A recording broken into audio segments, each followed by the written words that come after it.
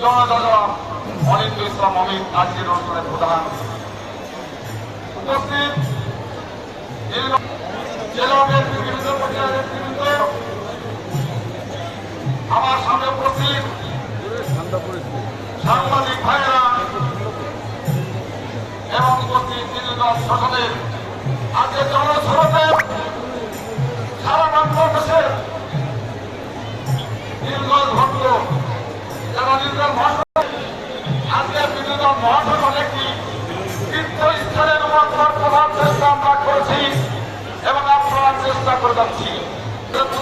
দুটি প্রতিষ্ঠানের অনুদান দিয়েছেন, যে অনুদান দিয়েছেন আমরা অত্যন্ত গর্বিত এবং সম্মানিত যে মাননীয় মন্ত্রী আসার পরে মন্ত্রী হওয়ার পরেই নীলগঞ্জ মহাসড়ককে মনে রেখেছেন।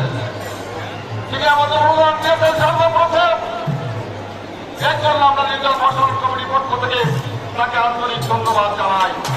আজকে বক্তব্য দেওয়া দিন না, বক্তব্য সদস্যভাবে একটি কথা খালি বলতে চাই। আমাদের যশোরের হিন্দু সম্প্রদায়ের ভিক্ষা করে টাকা দিয়ে আমরা তারা তারা ভিক্ষা করেছি।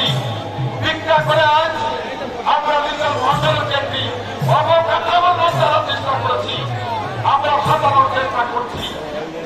আমরা যে বলতে করেছি আমরা করেছি।